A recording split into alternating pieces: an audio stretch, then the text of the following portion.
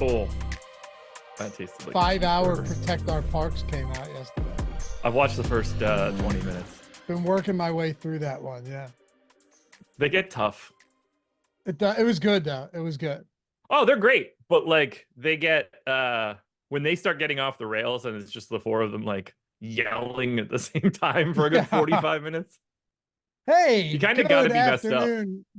Good evening. Welcome to the Stochastic.com NBA Deeper Dive. I almost said MLB. We're almost there, dude. We are dangerous. I mean, we're technically there. I don't count. Personally, I don't count it. I'm with you. That's like, it'd be like, Thursday night football game a full week before the start of the season. And it's like, yeah, we're there, but not really. So, I mean, we're like, I don't know. I didn't watch any of these games. It's 5 and 6 a.m. No, dude, I was awake to do it and forgot it existed. Right. I would have put it on. I had nothing else to do. I could have just had it on and did all my prep. I forgot it existed. Case in point, season hasn't started yet. Like, correct. March 28th, a lot of baseball. I may go, you know what? I wonder if the Phillies play afternoon. I'd love to go to the bar, get some couple drinks, maybe some lunch and hang out. But I also think opening day is wildly overrated, only because there's 162 of them. Yeah, it's a chore. It's all a chore, right? Like, if you're gonna go, if you're at the game, I like it. The opening day is meaningless if you're at home. That's what I mean. It's meaning like, oh, I got 106. Oh no, I missed opening day. I hopefully I can catch one of the remaining 161 games. Yeah, I'll never see these guys again. Phillies are a 3:05 game on Thursday. That's perfect. And they're starting off with my Braves. Are they? Phillies Braves kicking it off? Yeah. Braves are going to rout them. But I hope. Until the playoffs. Then they'll fall apart. Yeah. It's baseball. Anyway, happy to have you guys with us. A little 6-game action today. If you don't mind, do us one single favor as you walk in here and hit that thumbs up. Atone for your sins on a Thursday night. It goes a very long way for us. Otherwise, we wouldn't ask. Support the show the only way we know how to ask, by hitting that thumbs up, subscribing to the channel. Help us get to 100K. Yeah, got to 100K, 125 on Odd Shopper. Still making that crawl to 100K here. We'll get there. We'll get there. But appreciate you guys for supporting us. How you feeling, man? Better now. I'm having a little bit of this coffee. It didn't cross my mind that maybe I needed a little caffeine pick-me-up in the afternoon. I've just been jamming Zins down my throat constantly, but apparently I need caffeine and nicotine now, so I've created a great new addiction. I try not to do caffeine past 3 o'clock. Yeah, I don't have a choice. I'm up till 10:30, 11 every night anyway, and then back up at 5. Me too. Yeah. Anyway. Yeah, but I don't have a kid, man. This is just me. I'm dumb. Yeah, that's the problem. If I don't fall asleep, it's a wrap. I'm quite confident you're not waking up at your leisure at those times. No. Yeah. If I could, I would wake up at, like, if I had an optimal wake up time, it'd be 8 o'clock, I think, each day. Like 7:38 would be my optimal wake up time, but I wake up at like 6:30. Mine would be like 10 a.m., but I would go to bed at like 2. I'd get depressed. Oh. I think I would. Like, if I was waking up at 10, 11 in the morning, just be like, man, I pull up all these Slack messages. People have been awake and doing stuff in life. And I'm just, it's 11 a.m. and I'm pouring a cup of coffee. It would wear on me. Trust me. I've lived that life for many years, many years. There's a friend of ours, former compatriot, that leads that life. Well, apparently now he just doesn't sleep at all.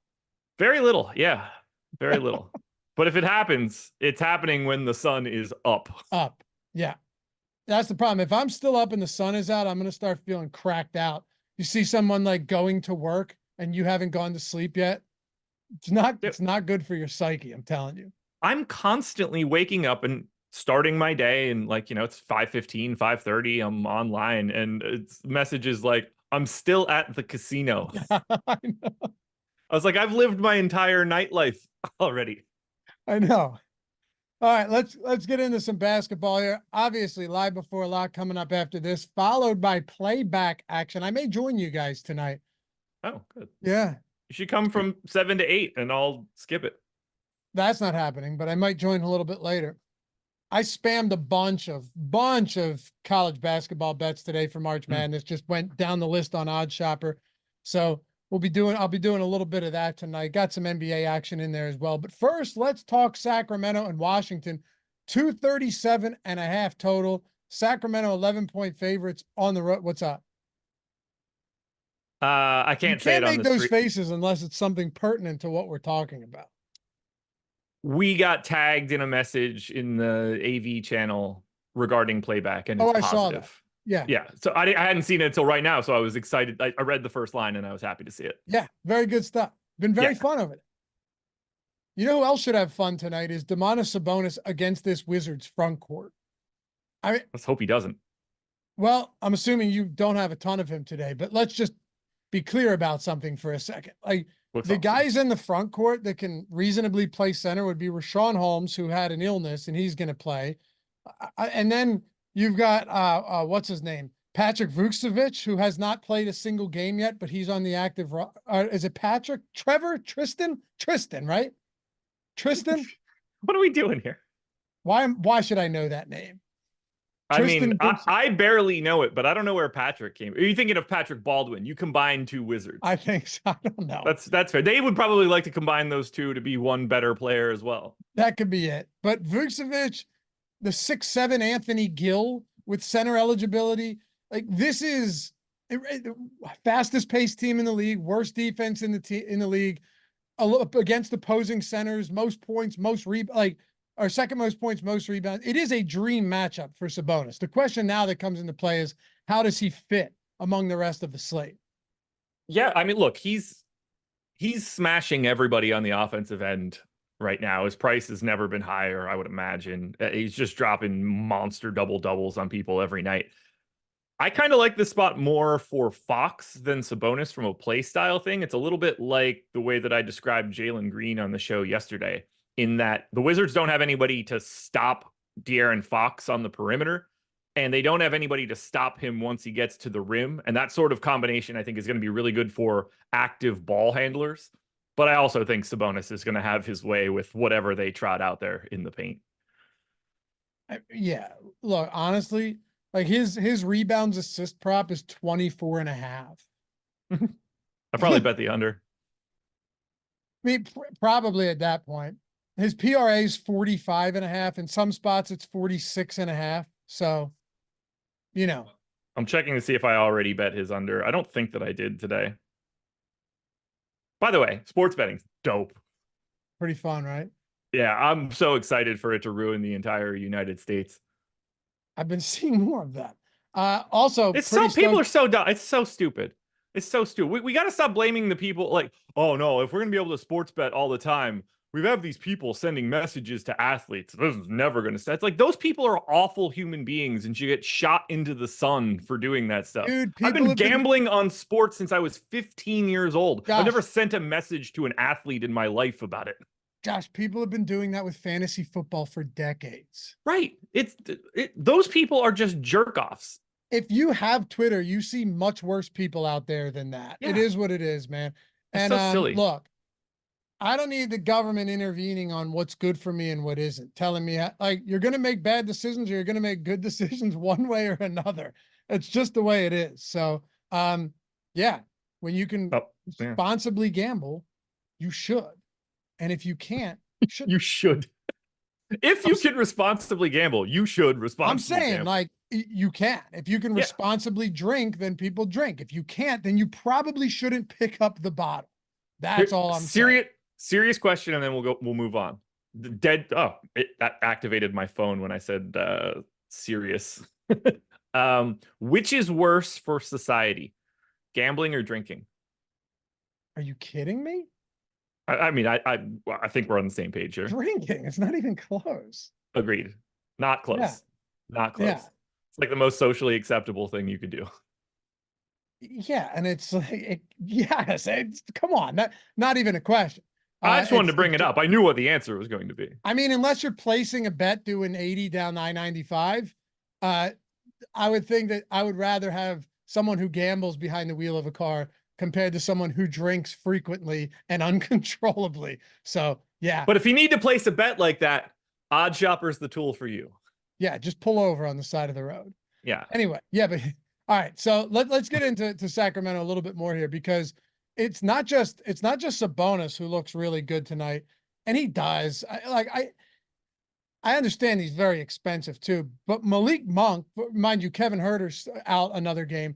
Malik Monk's pulling the highest ownership of anyone on the slate right now. So I guess just when you're getting a matchup as good as this, you're gonna get guys that are like Fox is getting around 20%. You've got 3 Kings at 20+% today. Malik Monk up there at 47. Yeah, so I have a really tumultuous relationship with this slate, with this game, with the pieces of this game. I have 38% De'Aaron Fox. He's 17% owned. I'm very high on him in this matchup in very similar reasons to what I mentioned before because of Jalen Green. I think he's just going to beat everybody off the dribble over. They have no resistance on the front end and they have nothing on the back end. So I think this plays really well for Fox. I'm incredibly light on Domantas Sabonis. Now, I don't say that thinking this is a great idea. However, I have 15% of Nikola Jokic, and we're projecting him for 3% ownership. Jokic is $1,000 more expensive. To me, projects a little bit better. So I'm kind of just flip-flopping those two guys right now. I get it in terms of a GPP option.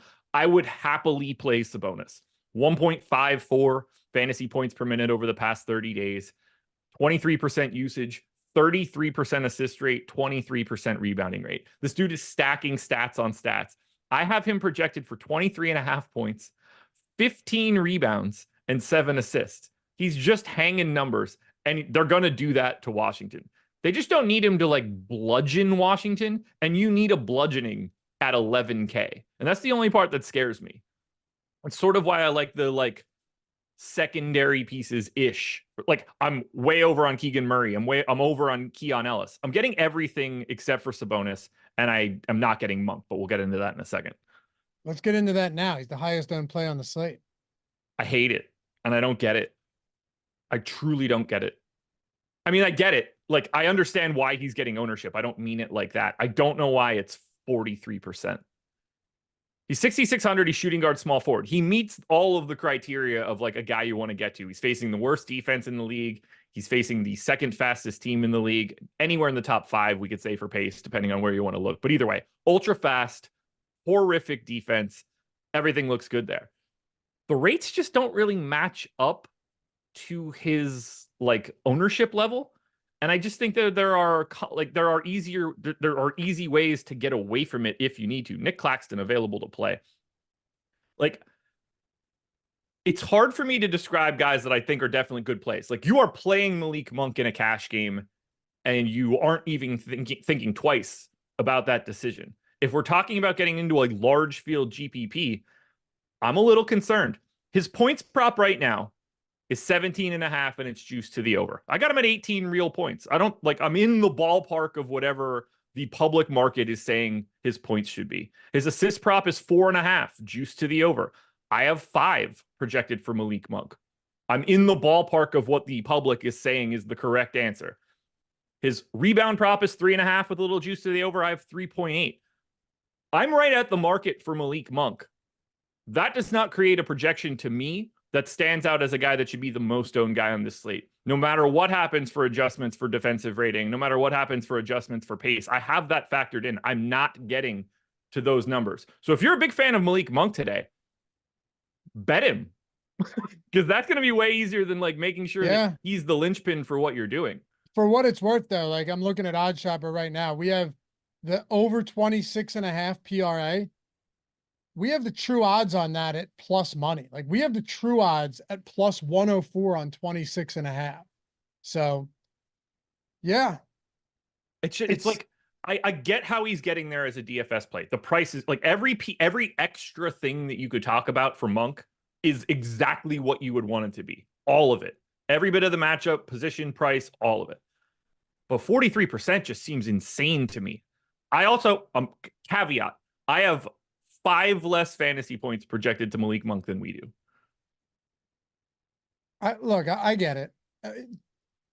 43% even in a phenomenal matchup is great. Plus, how many minutes are you giving to him in a spot like this? That's the question. Like, I know I went 29. Right. Sub 30 to project him for? Yeah. What about Keon Ellis? I mean, look, Herter's kept with Herter out. Ellis has got additional run, but there is zero usage there whatsoever. No. There is some stock upside. Like the defensive upside on him has been very significant. He has 3+ stocks, steals plus blocks in 5 straight games. You're not going to turn your nose up at that. He has 5 and 6 over his last 2. But if he's not racking up those defensive stats, you're going to be hard pressed to get much out of him. Here's the thing. He's facing Washington, Josh. He's 4,100. I get why he's pulling ownership. Yeah. So I have him as a value option. The minutes are creeping up more and more. With Herter out, they're steady. He's been starting now. 27, 28, 29, 34, and 25 over this last group, but they didn't need big minutes last night, so it wasn't really necessary for him to run into starter love. I think they love his perimeter defense for sure. The stock upside is really what you're looking for. This is a perfect game to watch Washington cough that ball up to Keon Ellis a couple times, grab a couple steals. You wouldn't be surprised to see it. And you just really need so little from him. I have his target score at like 28 fantasy points. He gets to 30 and you're like, okay, cool. That guy's going to be in winning lineups today. So I like the cost efficiency for getting to Ellis, even though we're talking about a guy 0.81 fantasy points per minute over the last month. I only have him at 0.72 in this matchup. And yet I do still think that he looks like a good point per dollar play because the minutes are there. They seem to be a real believer in him. You getting the Keegan Murray or anybody else for Sacramento? Yeah, I have 26% of Keegan Murray, so a little bit over the field. He's a guy that I kind of regularly get to. He seems like a guy that's just a little heavy in my model kind of all the time. We have him 8% optimal, 14% owned, so a bit of negative leverage. Speaking of negative leverage, not much on Monk, but we do have a decent chunk of it on Sabonis. 5,800 power forward only. You wish that Murray had small forward, but other than that, I just think he's like a completely reasonable play. Pretty much everybody from Sacramento gets unlocked just by playing Washington. We can talk about the Washington side of this one too. I mean, and you're right, but by playing Washington, you're not saying playing Washington from you're saying because they're playing Washington. Now Washington is getting ownership though. So I assume that we're going to be playing some of these guys as well. Just looking at it now, Denny Avdia, Corey Kispert, both of them getting a little bit of love since the All-Star break. So essentially over the last month, Kuzma, 29% usage rate, Poole 30%, Denny Avdia 20%, but he's also, proven to be a pretty pretty quality rebounder. And you've seen those peripherals kind of tick up his production a little bit and keep him in the conversation. He's getting 23% right now on DraftKings. Yeah, I have a ton of Denny, 45% for me right now. I also have 24% Kuzma. I'm hoping, and a bunch of Kispert. I'm hoping this game stays close and the real names that exist for the Washington Wizards help to do it. That's probably a fool's errand for today, given they're 11-point underdogs, but it does, it's a good game environment for Washington too. Sacramento plays relatively fast, so like an average-ish defense, something in that neighborhood.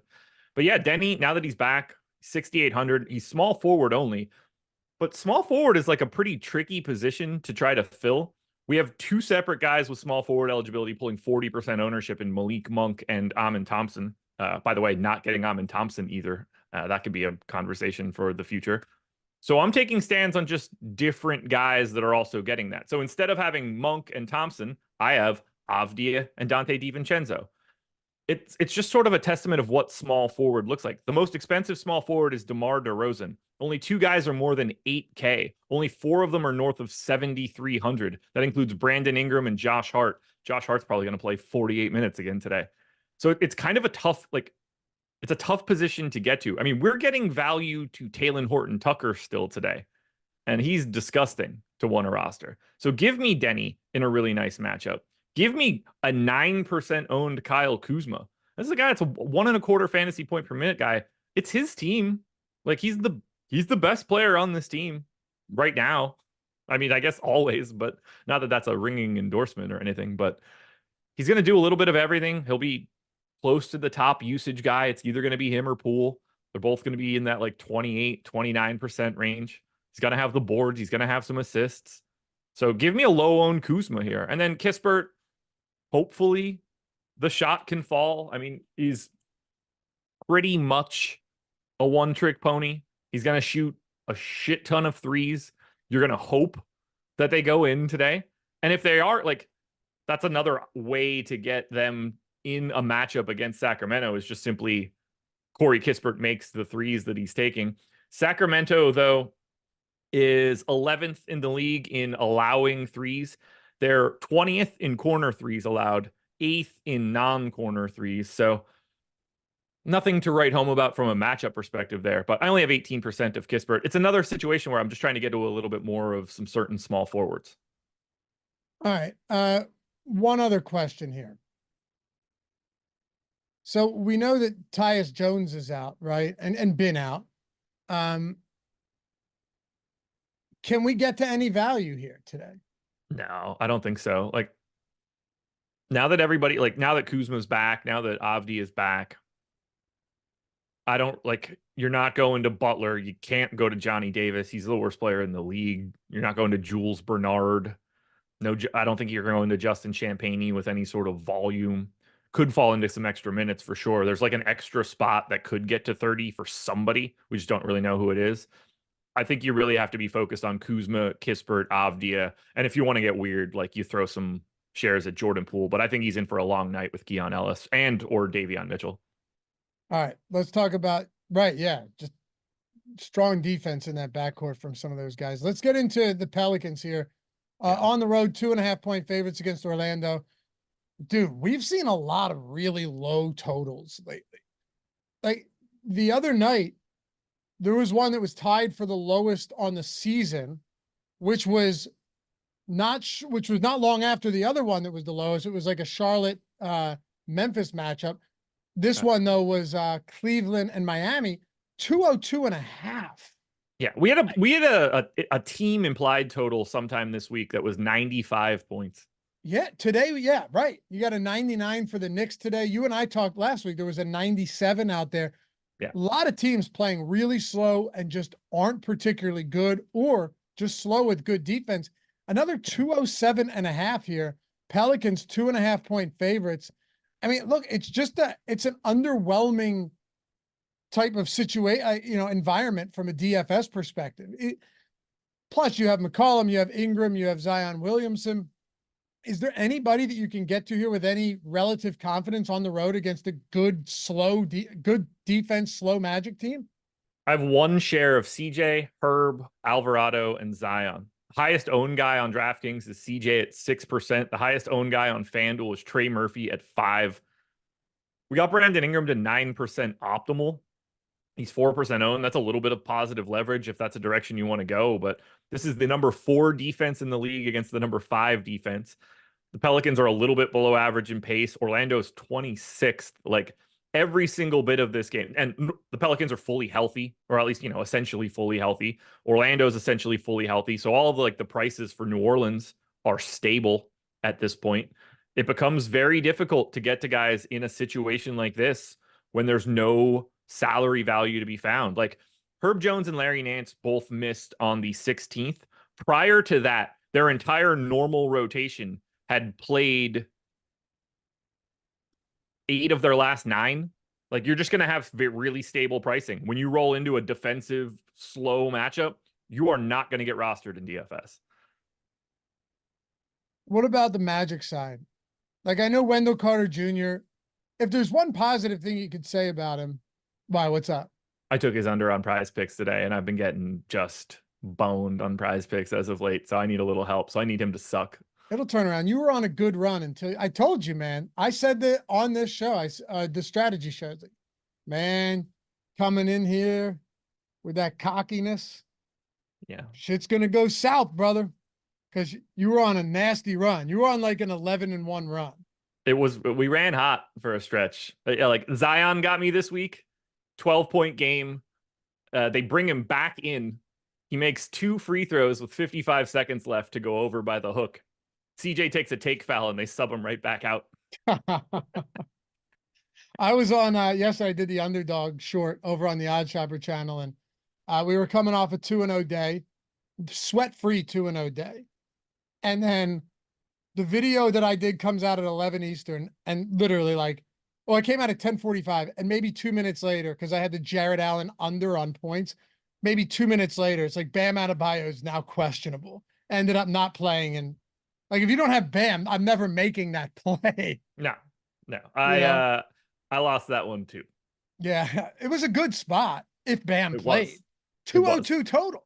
Yeah. Anyway, understandably you're on the under for Carter, but over the last month, he is north of a fantasy point per minute. Yeah. The problem is like, what's the real minutes upside on him?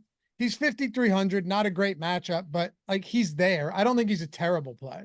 No, I have 8%. Like he looks totally reasonable. The minutes upside was like my main talking point in the Prize Picks video. It's like he plays like 27 or 28 pretty regularly, but it's rarely ever 30, and it's way more likely to be 24. And I'm hoping for that kind of day. This is mostly single digits across the board here. Only Wendell Carter crossed 10% ownership. John Isaac got there on the FanDuel side. Isaac and Carter both got to 10% optimal.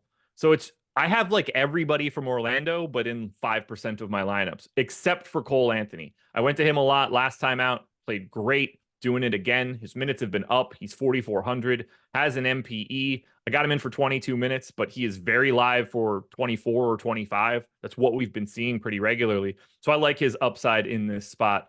But I have 27% of him, 8% Franz, 6% Gary Harris, 2% of Suggs, 5 of Isaac, 8 of Fultz, 2 of Mo Wagner, 8 of Wendell Carter. I have like little bits of all of Orlando, but the only guy that I really like is Cole Anthony. I'm looking at our Sims run that Jordan has up on the screen too, right? 150 favorited lineups, and we have 9% Isaac, 7% Fultz, 7% Wendell Carter Jr., 4% Anthony, 3% Suggs. So yeah, it just looks like one of those teams that you get a little bit of, but maybe if you're building 3 lineups, 5 lineups, maybe if you're using the lineup generator, you know, you might just end up with 5 lineups with no Orlando, and that wouldn't surprise me at all. I don't expect like nobody here is going to be getting a lot of love. I think that's the big takeaway. This is the worst game, I'm assuming. I haven't double checked it yet, but oh, it has to be. Yeah, it is. It's the lowest total game on the slate. Yeah, by a half a point. No. For in terms of aggregate ownership. Aggregate ownership. Gotcha. Yeah. Gotcha. All right. Brooklyn and Milwaukee. By the way, Sims Tool, links in this description, link in chat. For any of you guys ever looking to check this out, it has been, dude, I did the Hall of Fame. You know how I do the Hall of Fame segment every week? Jordan and I go in the StreamYard and I'll record it. We'll record it. He'll edit it. Usually we have anywhere between like 12 and 20. There were 37 of them this week, dude. Wait, just Stochastic Hall of Fame? Stochastic Hall of Fame. 37 of them. And it was all, you'll see it right after this. It was all like Sims Tool keeps doing it again. Sims Tool did it again. Lineup Generator did it again. So I don't need to say anything. If you want to check it out, it's down there. A week or a month, doesn't matter. But I told Jordan, I was like, listen, man, I might need to just say at the beginning of this, hey guys, not reading any of the messages, any of the tweets today. We're just going to do a montage because there's so many of them. But then he convinced me. He's like, you can do, people might be pissed that you just like threw their names up there. And no, you know, we're not trying to do that, but it was, 37, dude. So yeah. That's awesome. Make sure you're rocking the avatar too. If you're not doing that yet, get that free month of Stochastic. I got a new Hall of Fame program in the works that I just put together. You guys are going to love this. And it is a lot more than just getting one free month. It's a little teaser there. Tiered system, Josh. Oh, it's good. It's going to be good. I'm very excited about this. I think you guys are going to love it, but I like it. I like it. Yeah. Anyway, check it all out. You ever have questions, hit me up in the DMs. Greg's DMs and all of his tutorials are out there. I think you guys will truly love these tools. Whether it's the lineup generator, you're playing a few, or you're taking this seriously, looking to jump in on the Sims and get all of the other tools, including the premium Discord. So let's talk about Brooklyn and Milwaukee. Nets are 9.5-point favorites. Do you have Giannis in right now? I do. All right. And Middleton is out, but correct. On the Nets side, Claxton is available. So that changes things. I didn't think he was going to play. He wasn't present at shoot around today. No, but yeah, now he's available. But yeah, I do have Giannis in, Middleton out. There are Dorian Finney-Smith out for the Nets as well. Yes, good call. DFS out for the Nets. What does that do at the top? I mean, we have Cameron Johnson, Nick Claxton, Schroeder all pulling between like 11 and 15%. Cam Johnson's the guy that I'm getting to in a big way. He's in 35% of my lineups. He's 5,100 power forward eligible. And Stanley Amudi, fractured ankle. Not great for you yesterday. Glad I rostered him. Anyway, I think he gets the biggest benefit for Dorian Finney-Smith being out. He's the best player that plays that position and should just be out there. Now he's going to be like a 0.9, 0.95 guy, but I just think he's underpriced for his role. He should get a couple extra minutes in comparison to where he normally is. So I gave him 29. We have him right under 29. Great 3-point shooter. I like the ownership. I like the position. He seems like a really easy value option to get to. I'm actually getting to a lot of Brooklyn in this spot. 15% of Claxton, 10% of Mikal Bridges, 15% of Dennis Schroeder. I'm now getting a little bit of $4,200 Day'Ron Sharpe, who we have at 11% optimal, 9% owned. I have the exact same projection on Sharpe as we do as well. So he looks like a reasonable option. And if Claxton is not feeling great, hopefully he barfs at halftime and, Day'Ron Sharpe plays look a little bit better. But he looks like an interesting enough pay down option at the 5 if you want to be a little bit. He's sort of like the Jalen Smith without power forward. Played 23 and a half minutes last time out, 19 the game before that. I think you expect 18 and hope for the best. What are you getting to as far as Cam Thomas goes? We have 4% in this current Sims run. I only have 5%. He's a guy that I don't really get to. 7,200, shooting guard only, which is a little limiting. Usage is obviously going to be there. I mean, this guy super scoring dependent. He has never met a shot he doesn't like. Nope. And he's going to get them shots up. Best believe it. I took the under on his assist the other day at 3.5, and I was assuming anyone that just like looks at box scores would go, yeah, but man, last 10 games he's gone over 3.5 in 7 of them. I went into like the NBA stats data. He's only averaging 6 potential assists per game, so he's running super hot, like averaging 4.8 assists per game on 6 potential assists. On that team, it's going to come down. He just can he rip off the 35 actual point game? Of course he can. And we've seen him do it.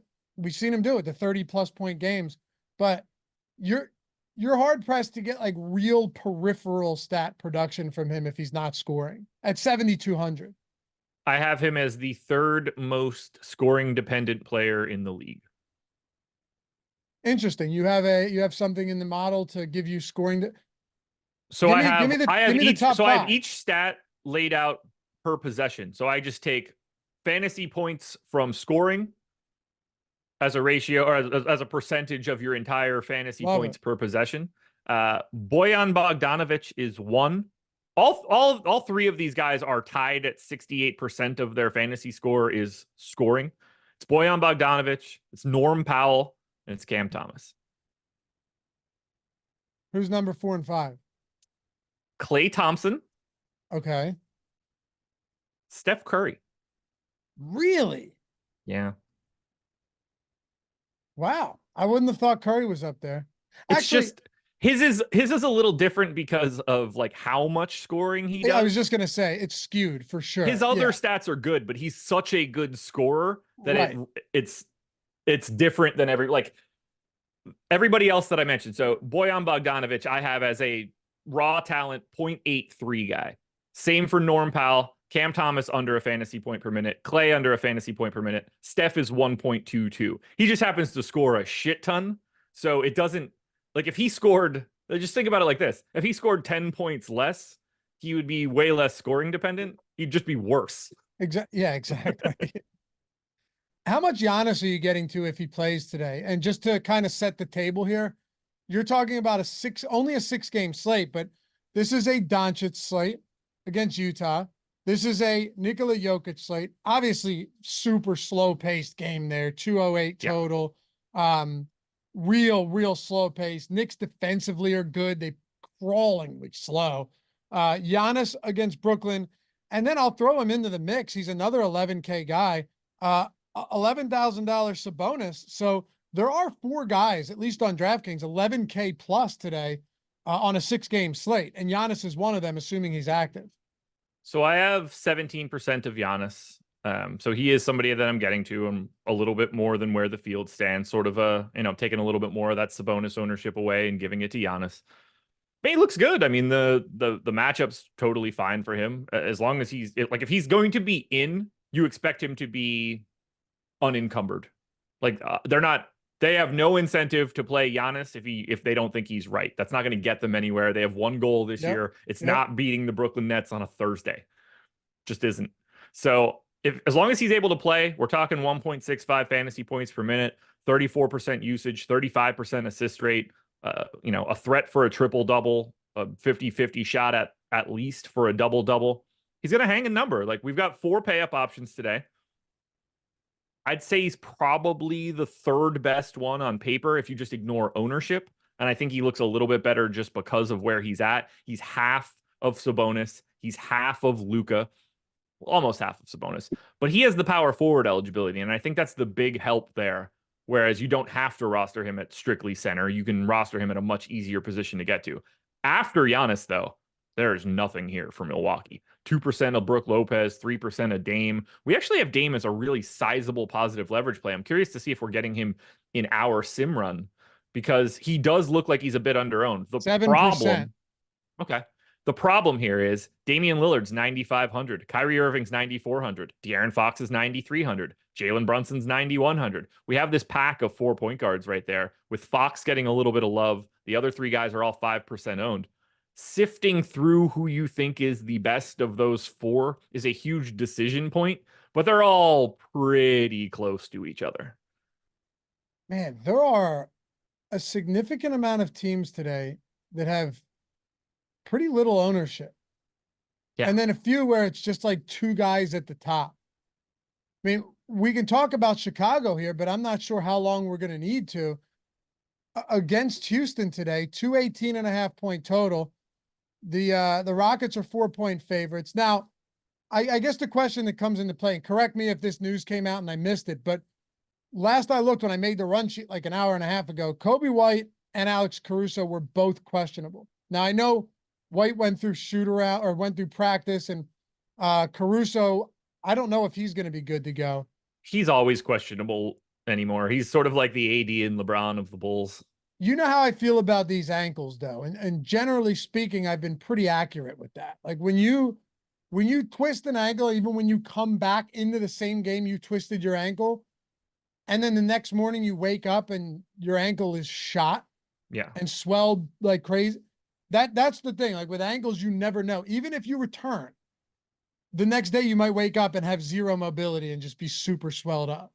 Yeah, and there's really just no way to know. Like we just kind of have to sit and wait and figure it out, because he could have woke up and it was just like, that turned out to be not that bad. Sure, yeah, he sure. He just got treatment, and like there's no way for us to know. I just mean he wasn't able to practice yesterday. Right. Well, if he's in, you're not playing him. At least not a lot. And you're not really playing anybody here. 7% ownership to Vooch is the highest owned guy. He got to a little bit over that from an optimal rate. You are playing Alex Caruso on FanDuel, however. Point guard, shooting guard eligible, 24% owned. So it's important news on the FanDuel side. I have 9% of Vooch, 3% of Kobe White, and nothing else for the Bulls. This is a pretty ugly spot. Houston's solid defensively. They do play pretty fast, but these guys all have the guys that play have price tags where they belong, and that's making it very difficult to get to Chicago. If Caruso ends up out, we probably get Caruso. We probably get Torrey Craig starting at 3,800, being super not that interesting. If they decide to go a different direction, maybe you can create a bit of extra value. But even if Caruso is out, we're probably not squeezing too much out of this. It doesn't really do anything to DeRozan or Vooch or Kobe White, because Alex Caruso is like a 15% usage guy when he's playing alongside of these guys. It's probably worse for the usage if somebody else steps on than if it's Caruso. Defensively, they certainly get worse. That becomes a little bit better for like Houston guards. If Caruso is out, I start to really like Jalen Green more than I do right now. So that'll be an interesting thing to talk about. But I don't really want to get to Chicago. Owner out Batim seems like such a made up name. I feel like his name is written backwards every time I read it. I'm just looking at it now, and it just doesn't, it seems fake. Yeah, no Actually, you're disagreement. right. Like if it was backwards and his first name was Plaruno, that would make so much more sense. Laruno Matib. Right? I'd be like, oh, he's from the guard from the Congo. Or Matib Plaruno. Like that would, if you Yeah, said, hey, Matib Plaruno, I go, I've never heard that name before, but it makes sense. it Onorov, feels like an anagram for something like you yeah. could do for something else. Onorov is just, I don't know how you get there. Oh, I'm searching for his name on an anagram solver to see if there's something in there. One, uh, 1, 2, 3, 4, 5, 6, 7, 8, 9, 10, 11, 12. There's not a hmm. Yeah, there's not a 12-word letter in there anywhere. um, Hmm. anyway, I'm going to start calling him Matib Plaruno, and you'll know exactly what I'm talking about from now on. All right. Anyway, should we get to anything else from Chicago? I mean, I think we have to wait on some of this news here. You got Live Before Lock coming up next, too. That's an 8 p.m. game. You have two 7 p.m. games, two 8s, an 8:30, and a 9. Should be fine here. Yeah. Should be fine. Anyway, what about the Ooh, other side now where you've got Houston? You mentioned not a lot of Amon Thompson. Jordan, go to Houston. I just want to see in the Sims how much Amon Thompson we're getting to. By the way, do you know what percentage of his shots come at the rim? too many. Almost 70%, Josh. I know. I got tagged in that today. Oh, did you? I did. I had a conversation about Amon Thompson today on the strategy show, and our resident source of Twitter data, Matt Butler, Matt Butler, tagged yeah. me with a bit of a deep dive on his data. Yeah. I know this because I looked it up for a prop the other day. It was against, I think, Washington, and it was, dude, Washington can't defend the rim. And Amon Thompson, the point prop looked a little scary at first, like 14.5. He went for 25, this guy, because sound like Trump run for 25, this guy. But yeah, he like if he can get to the rim, it's going to be a very good time for him. If he can't, it's going to be a struggle. I really think that's true. Like any Yeah. matchup you look at Amon Thompson, you should be considering how good is the opponent when it comes to rim protection. Or just simply having a real body there. Washington's biggest problem was they didn't have Oh, any centers. sure. All I'm Like saying is every Vooch shot isn't a almost good that he rim takes. protector. Like Vooch What? isn't a good rim protector, but he's at least a real body at center. Yeah, but I think rim protection matter. Like I'm not No, saying I do think it matters, but when you're meeting Patrick Baldwin at the rim for the Wizards and got a running start from agreed, it, agreed, it's agreed. not beating Caruso and then meeting Vooch. Like What you're I'm not a saying big is fan of like Vooch, but you can size still matter at the center look. position. I'm sure your wife has told you that it doesn't, but it does. I mean, I don't. I assume it matters. I don't have it. In basketball, if you're Amon Thompson, the size of the opposing center, as I rephrase this and try In and back height, out as this as in smoothly height, as possible, the matters. size of the opposing The center in height, height. the height, the height Yes. matters. Yes. Yes. I have 8% Amon Thompson. Wow. So you're gonna be massively under the field. We have I've been 70% massively under in the this. field on all of these games that he keeps kicking the shit out of me, dude.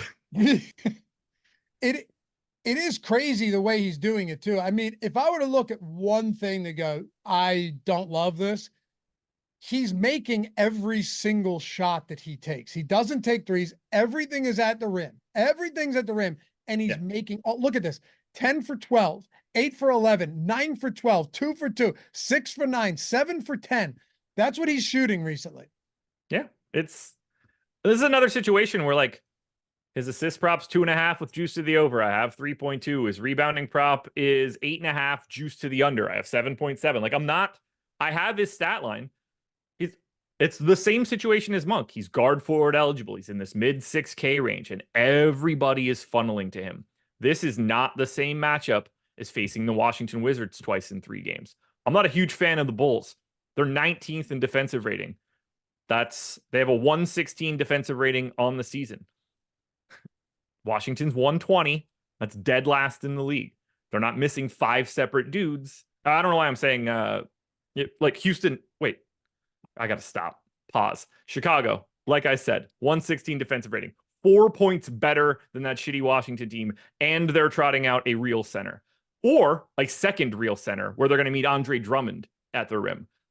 This is not the same matchup as what he just got for the Wizards. This is another spot where he's over-owned to me. We have him 34% optimal, 41% owned. I'm a little bit lighter on projection, but I only gave him 29 minutes and we gave him 30. We would be significantly closer on the same minutes projection right now. For what I just don't want to do it. Like 1.1, he has like 67% true shooting or something. I understand. And for what it's worth, Chicago, bottom 10 in field goal attempts allowed within 5 feet of the basket, and just middle of the pack in field goal percentage within 5 feet of the rim, right in the middle of the pack. Like the other day, facing the Wizards. Wizards are dead last with Portland, so it is a slightly different matchup. For the guys that are available to play for Houston today, any combination of everybody that is going to be on the floor for Houston, if you have all any 5-man combination, Amin Thompson's played 488 possessions with these guys. He's got a 65% true shooting in that sample.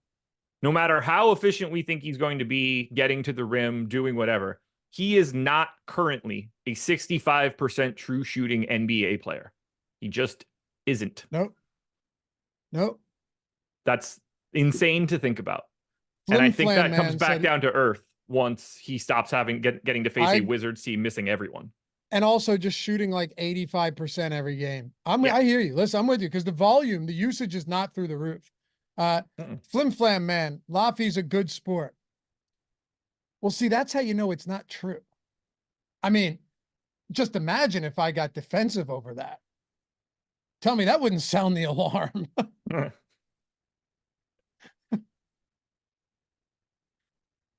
I'm not wrong. Hey, as best I can tell, it works enough to create children. That's right. Now, I can't confidently know that they're yours, but... Oh, dude, I'll show you. They look just like me. I never had to worry about that. What else are you getting new from Houston? I'm getting to Dillon Brooks. Go ahead, chat. Let it go. Look, I don't want to get to Dillon Brooks. I don't. He's 20% projected ownership. He sucks. He's got massive negative leverage. Dude can't score worth shit right now. Listen to this. 0.55 fantasy points per minute over the last month for Dillon Brooks. I've been recommending this guy every game Houston's played for 2 weeks. Some of those games were against Washington, where Amin Thompson just gave me the business. I saw him dunk once on playback for his last game. You were out. No, I was on with you. That was no. When Dillon Brooks got a dunk. Oh, I thought you were talking about nice. Thompson when you left. I have a lot of Dillon Brooks. That was his only basket in 2 points. Well, he's awful, dude. But yet, you can't project him to be a 0.55 guy moving forward. The price is good. The minutes are good. The position's good. There's a reason he's 20% owned. I'm going right back there. I'm getting roasted in the comments of the Contenders videos every day Houston plays because he shows up in the top 10, but he's owned too. It's not like I'm not on an island here. It's a public thing. I hate it. I hate it so much. AT said, Laffy, you're a gentleman, man. Kick this man's ass. He's just saying bullshit about it. If you take anything seriously that this guy says. Except for my advice, I guess. Yeah, well, yes. So I should preface. Yeah. By the way, it's all a ruse. Yeah. We fuck with each other a lot, man. Yeah. But I would say this in your present company. Like if we were together, it's the same conversation. Yeah. It's We worse, need to get, honestly. what's that? It's worse. Yeah. Yeah. It's You guys have no idea what I'm not able to say on this not show. something we could put on here. Utah, 13.5-point dogs. Woof. Yep. Against the Dallas Mavericks today. John Collins is out. Colin Sexton is out. All right, so I guess we have to talk about the Jazz now. Walker Kessler's pretty popular today. Yeah. How much Kessler are you getting to? Because you got someone like Wendell Carter Jr. right around, the same price, 5,300. Kessler's 55, but Kessler's pulling 27%. THT's 11. Chris Dunn around 11% as well. I have 17% of Kessler right now. I went 28 minutes. We have him pretty sizably overowned. -9 leverage, the biggest number on Utah. So I appear to be right in line with him, right in line with us. He's a fantasy point per minute guy. Could play big-ish minutes. 28 seems about right. The guy that I'm getting to the most right now is Talen Horton-Tucker. I will probably guarantee that goes away. I went 17 minutes. Seems to be a little lofty. Not to be confused with lofty, but I just don't want to play him. So I'm going to try to walk that back a bit. We could have an Omer Yurtseven discussion if we want to. Flat 3K could just as easily play a couple extra minutes and become an interesting value. I think he becomes like a very curious way to get away from Day'Ron Sharp if you want to. Real quick, apologies. I said Colin Sexton. I meant Jordan Clarkson was out, not Colin Sexton. Ban this man. Ban Get him. me out of here. Yes, Jordan Clarkson. Just wanted to be sure. Chat said a couple of things. Clarkson, not Colin Sexton. Go ahead. That's the conversation of a man with a tiny ding dong right there. Chris Dunn is 4,500, 10% owned. I'm right there. Markkanen's 8K. Go ahead. No. I think Markkanen's a little sneaky at 6% owned. Like if this game's close, you think Lauri Markkanen's doing it. He could play 34 or 35 minutes. I just have no idea if he's going to be out there. It's a 13-point line that's really scaring me. I don't really have Sexton or George or any of those other guys. It's really going to be THT as value, Chris Dunn as value, and Walker Kessler as what I would assume to be starting center today. We're getting to a lot of Kessler in the Sims. Outside of that, a decent amount of Chris Dunn. Nobody else after that. Like half the field on Taylor Horton-Tucker. Basically no Markkanen, but a lot. Interesting that we're half the field on THT because we do have him with positive leverage and 13% optimal rate. Or at least we did when I started this show. At a sub 4K price point. Yeah, like I'm not saying that I think he's good, but like I would have thought he was showing up too. How many minutes do you give to a guy like Kessler today? I went 28. By the way, it'd be nice if this guy had any semblance of usage because the Mavericks, as we were just talking about teams that are terrible at defending around the rim. The Mavs have been garbage when it comes to rim protection this season, but I don't really know how Walker Kessler is going to get those opportunities. I have a 336-minute sample where at least 4 of the guys that are available are on, and definitely Clarkson and Collins aren't the 5th dude. So like whatever other random extra guys there are. Walker Kessler in those 336 minutes has a 10.4% usage rate. I was going to guess 9.5. Yeah. Yeah. It's non-existent. Yeah. It doesn't exist. No. So it kind of takes that out of the equation. It does. It does. I mean, look, I also have him projected for 3 stocks. So you're hoping he can get a couple oops and leak out, sneak his way into 10, 12, 14 points at best. And you're hoping he just sends somebody shit over and over again. What do you make of this Dallas team where Luka, PJ Washington, Dante Exum, Gafford, Derek Jones, all pulling double-digit ownership today? I like them all. I'm right with the field on Gafford at 15%. I'm right with the field on Exum around 18%. A little bit over on Lively. Right with Derek Jones. Like both of those guys are in about 10% of my lineups. I have 35% of PJ Washington, who's shooting, 10% from 3 with the Mavs. Maybe one of those days, one of those shots will fall. Big negative leverage there. And I have 30% of Luka, even at 12,700. This is the number 29 ranked defense for the Jazz. Probably a little bit better than that today because Walker Kessler starting at center and not John Collins. John Collins has been one of the worst regulars on the season, negative 2.1 defensive EPM.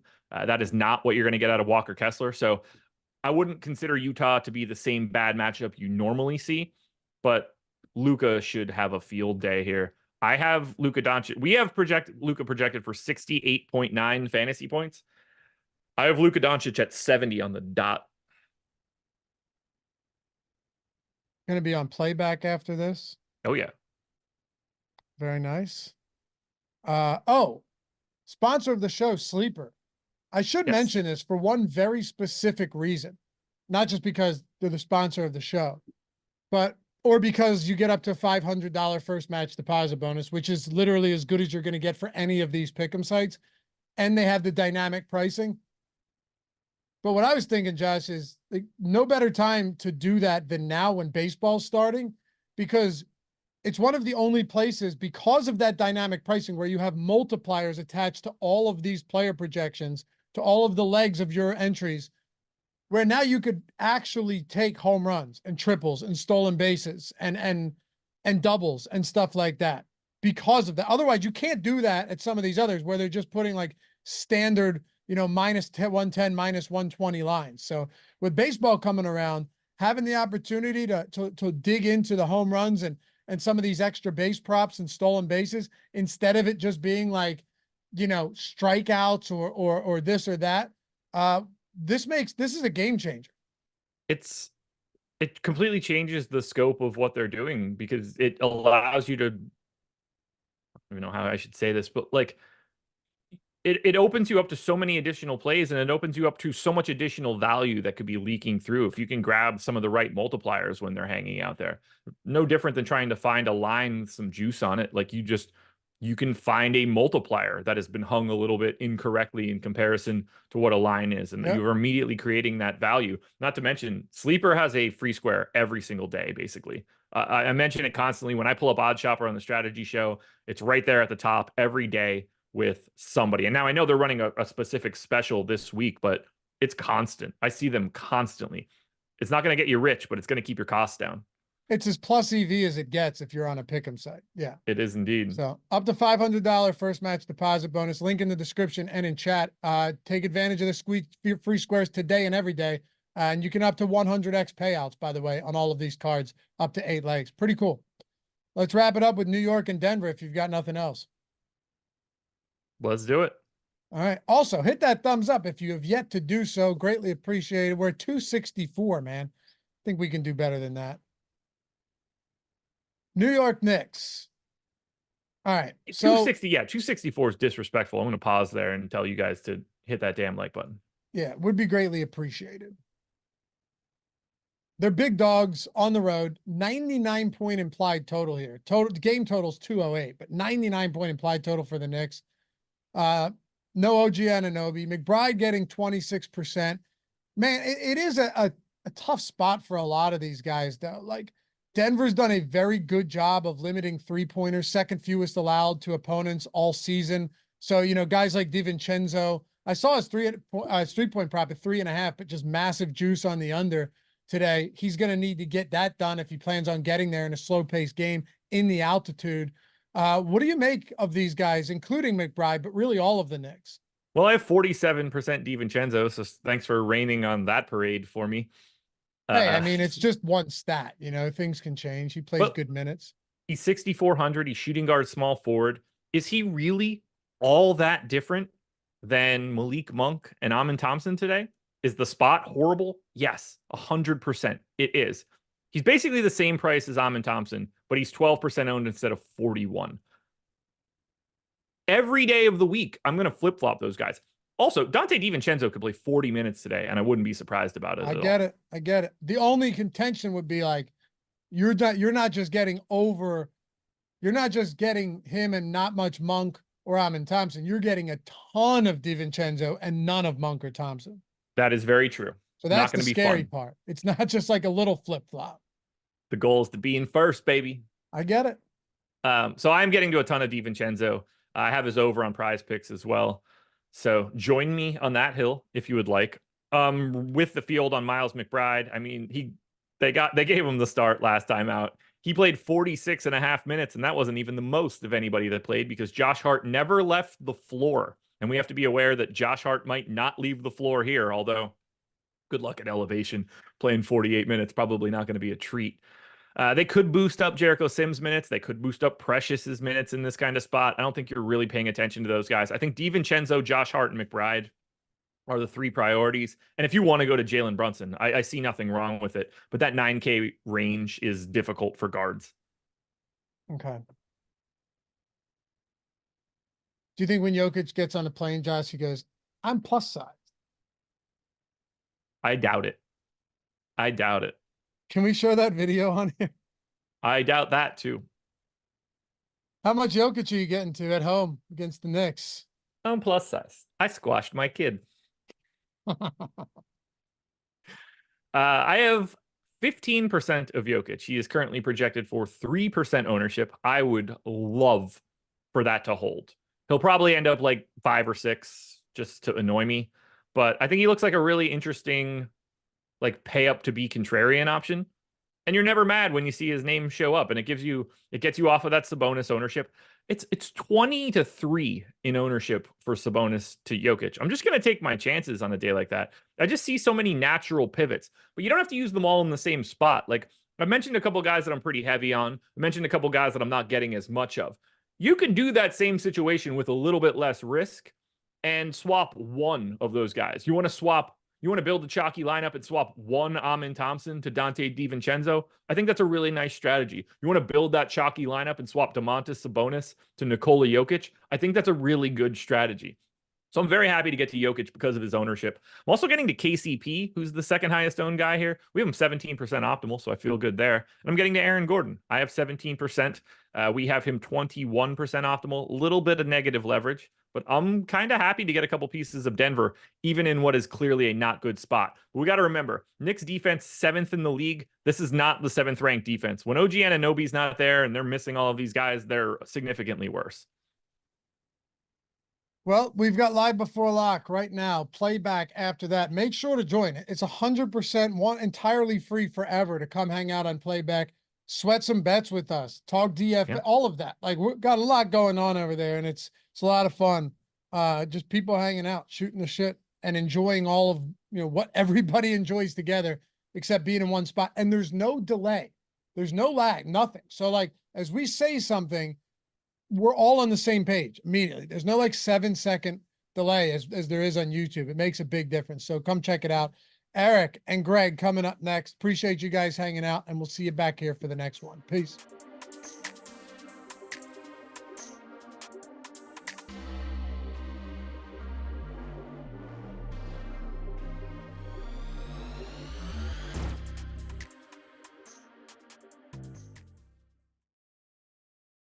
And we are back for another edition of the Stochastic Hall of Fame, and we've got a ton of them today, so buckle up, fellas, we're moving fast. And if you ever want to get involved, get a free month of any Stochastic subscription that you want, up to $200, and get the shout out, inducted into the Stochastic Hall of Fame. All you got to do is download the Stochastic profile picture at stochastic.com/avatar and tweet your wins at Stochastic HOF when you finish top 3 in a field of 5,000 or more. Does not matter what the entry size is. Let's get it started. Hip Hop Lyrics found you guys during the Madam Sims, been hanging out ever since, turned 5 cents into $2.50, but more importantly, became a Hall of Famer. Shout out to the lineup generator. Yes, sir. Shout out indeed. Namdi back at it again, took down the 5K Minimax, getting back on the heater. Thanks, Eric and Greg, for the Houston Green call to put me over the edge. Best tools in the business. Dave Oliver, thank you guys for your great NBA breakdown and Sims. Elway's Army, we removed 2 of them because there were too many. That guy's just on an absolute tear. And John, yesterday's night slate was a good one. Keep up the great work. Followed by Breland, Worthy, solo first in the Minimax last night for 1K. All thanks to the Stochastic Sims and insights on Live Before Lock. Keep up the good work, fellas. Fully loaded. Awful run out for me on Underdog, dropping from 2nd to 10th place on the final Fox basket. On the bright side, my process is improving on DraftKings, and it's all thanks to the Stochastic Sims. A free month of Stochastic makes tonight suck a little less. Thanks, Stochastic. And our own Nolan Kelly Spud Kelly, started playing NBA DFS a week ago, finished first in the Minimax tonight, Thanks to the Sims. If I can do it, anyone can with this tool. Justin, the Stochastic Sims tool, theme here, does amazing work. Almost 18,000 entries. Stochastic takes the top 6 and 8 of the top 10, all myself and Ugly Lovely. I wish I would have signed up sooner. Brandon Weber wasn't top spot, but good enough for the Hall of Fame. Yes, sir, it is. And a random human. Hey guys, thanks to your Sims, I was able to make some last minute changes after waiting for that lineup to come out. Wasn't looking too good early, but gotta trust the Sims. Chop in first place for a random human. And the champ 0824. Normally I'm single entry 20 max guy. First time 150 maxing and shared third. Tools are the truth, but honestly, the content second to none. Shout out to all the boys at Stochastic. Cheers, fellas. Anthony, thanks to Stochastic, absolutely crushed it last night. Took 4 of the top 5 spots. Bam, great start to building my bankroll. PG18, Sims Tool, keep crushing the showdowns. I love it. Nice way to start St. Patrick's Day. Cheers. And then Trill Russell finished in second place in the NHL Quarter Jukebox for a free month of the Sims package. And our own Tom Kennedy, when you enter last minute and forgot to diversify, well, it worked out. First and second place for Tom in the NBA shots. 6th and 7th, as a matter of fact, too. Avatar in there with Stochastic in 5th place on top of that. Wayne, second, first in 3 weeks on the Minimax. Thank you, Sims and the hosts. Thank you. Time for the 100K. Jay, hey guys, first place win since the All-Star break resumed. Lineup generator does it again. And Shoon Times, huge takedown on my second day at Stochastic, off $60. Best ever. Thank you. Yeah, monster wins for Shoon Time on only $60. And Andre Harrison, night slate wins. Sims came through in a big way. Hauser raining those threes. Almost 3K for Andre on that one. Whiteout 83, $10,000 win using the Stochastic NHL Top Stacks tool. Thanks. Built the lineups. Well, not going to read that, but congratulations to Whiteout 83 and Endless How. Endless. Fun sweat tonight on the late slate. Thank you, Stochastic Tools and crew, as always. Another $3,000 win in the Micro Max. Gotta love it. Sean, shout out to the Stochastic crew for a nice bankroll boost. Took first in the quarter, third in the nickel with the help of the Sims tool and live before lock. Ugly 8 game, another great week of PGA. Wow, all across the top of the leaderboard for Ugly 8 game. Congrats to you, sir. And Michael Diaz took down the Minimax. Don't know how I should feel. Max out the Minimax and the $4 with 300 uniques. This lineup could have ended up getting 100K. Good win anyway, and thanks again for the content. And Eric Mack, well, boys, here's another one for the Sims. Literally just signed up using the secret code that can only be heard during the YouTube shows. Thought I was in the top 3, but looks like I ended up in 4th by 0.3 after a stat correction. I hope that's good enough. Clintwood 83. Yo, Laffy finally made it in the Stochastic Hall of Fame, baby. Sims for the win. Crash Money. Another successful night with Stochastic Sims. Was sitting on 100K until Boucher's putback, but still brought in great profit and a few qualifiers. Avi, second place out of 27,800 entries. $4 entry. Let's go. Thanks for the help tonight. $5,000 on $4 entry. And remember, finish top 3 in any contest in a field of 5,000 or more and get your free month of any Stochastic subscription up to $200. Just tweet those wins to us at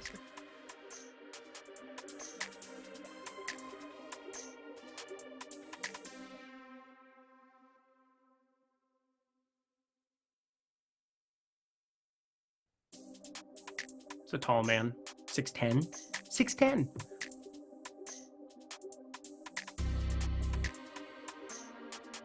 What is happening, everybody? Welcome to another NBA Live Before Lock. As you're watching the show, if you haven't done yet, do us a big favor. Like the video. Subscribe to the YouTube channel. We are sponsored by Sleeper here today. We'll be talking a little about them more as we go here. They do have a free square available today for a player whose name that I'm not going to be able to pronounce. So that is something that's going to be fun. It's a college basketball player. So it's not somebody who I'm ever going to have seen ever at any point in my life, but I'll give it my best go right here, Eric.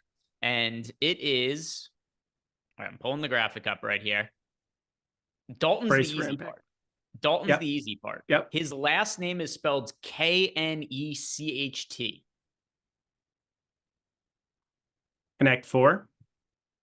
Dalton Connect 4. If you sign up at Sleeper using the link that we have below, you guys are going to get access to a free square at Sleeper. Dalton Connect 4, over 0.5 points. Take advantage of that. Sign up using the link that we have below because this game is going to be taking place tonight, and that's the only way you're going to get access to that free square. Signing up with the link we have below, Dalton Connect, free square from over 0.5 points. Let's get a deposit bonus up to $500 when you sign up over at Sleeper using the link that we have.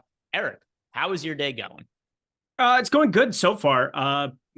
Everybody's like, oh, I have a perfect bracket. I do have a perfect bracket at the moment, so that's fun. Nothing crazy has happened. You always take Michigan State. My big thing is I do have Michigan State beating North Carolina next game, so good luck to me there. But overall, so far so good. Nevada just beating the living shit out of Dayton. Oregon beating the living shit out of South Carolina.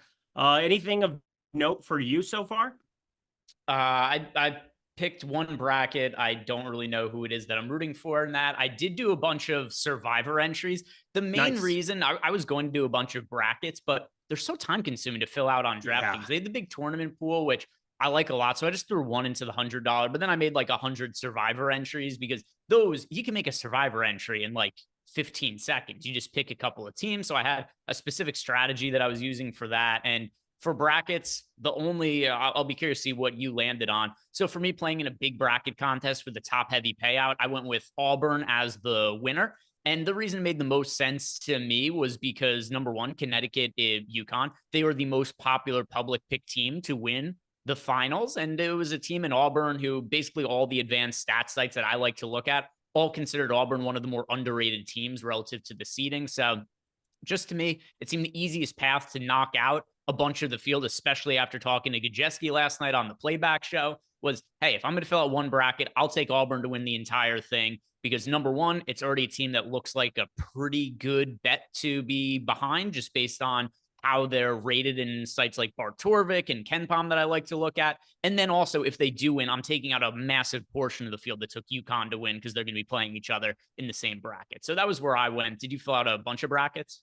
Yeah, so I have like a friends and family league, and it's the most free thing in the entire world because we work in sports betting. And like one of the most popular things that you can do with your friends and family when you're filling out brackets is just look at odds for things. Like Kansas is only a 7.5 point favorite. They're missing two of their best players, and it's going to be a whole thing going the entire way. I didn't pick Samford for this game, but like people see a 4 seed for it, and I've got 2 of the 20 teams that have Kansas in their final 4 for absolutely no reason. And it's like, what are you doing? And then there's stuff like Drake being a 10 seed against Washington State. They're 1.5 favorites over Washington State, and yet 16 of 20 brackets that I'm looking at here, because whatever, somebody didn't fill out the other ones there, but 16 out of 20 have Washington State winning that game, and it's like, I'll just take Drake. I'll just take the leverage points in so many of these spots where it's a 10 seed that's favored over a 7. And if you're playing with your friends and family, if you play a bracket next year, just remember that because people don't look at the lines. I know some brackets might pull them up there when you're looking at it, but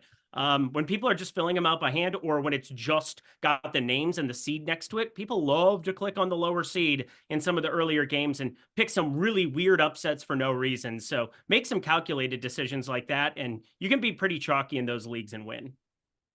Boy, we've got a super chat just came in. I have a feeling this is a name I'm not supposed to say, but I'm definitely not going to pronounce it correctly either.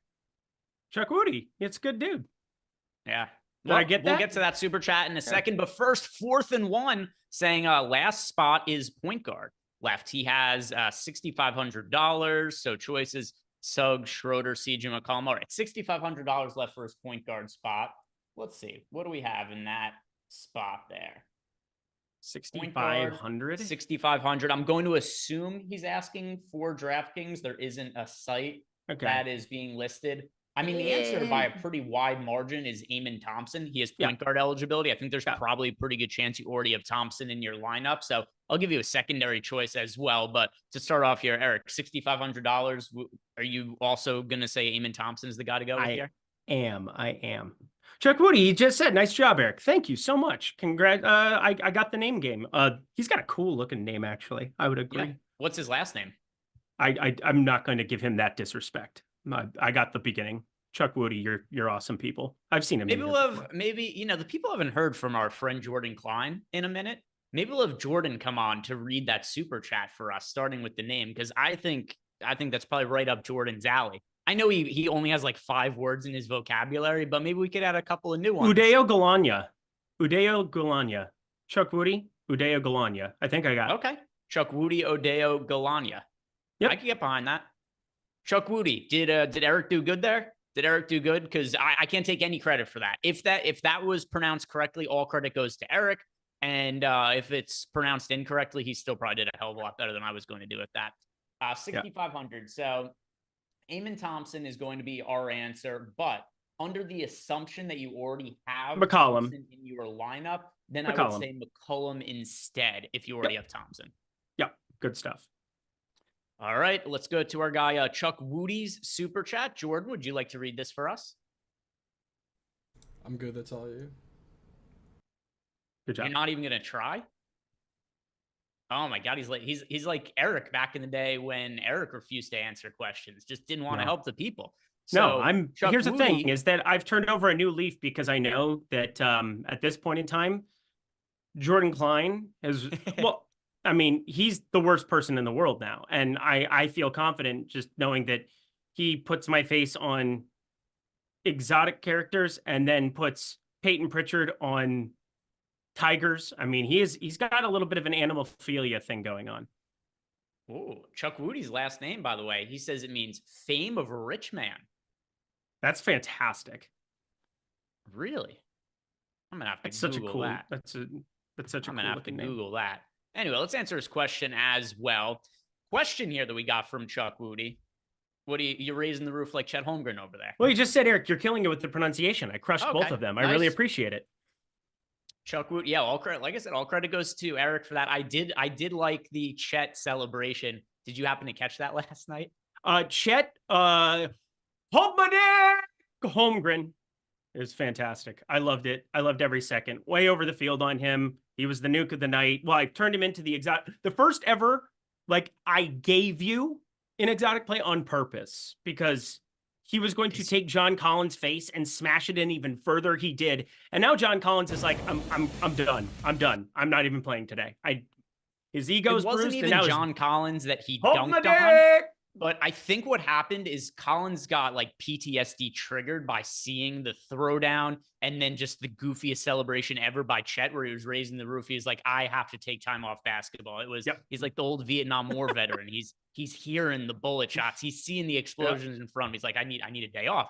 Can't deal with this. And that's what Chet did. By the way, Chet, I ended up with Chet in single entry, partially due to Eric last night, and really saved my night because large field tournaments, because of Umude broke his ankle last night. That wasn't great. Jante Porter, he got sick, had to got a case of the Jordan Kleins and had to leave the game to go make diarrhea or something like that. So with all that stuff going on, my lineups were kind of shit in large field tournaments. But single entry, Chet carried me. I finished top 10 in the $100 last night. I think that was where I finished, somewhere around there. So it ended up being a profitable night, and a lot of it was because of Chet Holmgren and Eric over there. But our question from Chuck Woody here, Greg and Eric, how does your approach to lineup construction differ between single entry and tournaments? Also, favorite DK lineup for single entry. Okay, so I build lineups out differently for single entry as compared to large field tournaments, because of the way that I put the inputs into our Sims tool. So if I'm playing the $100 contest, for instance,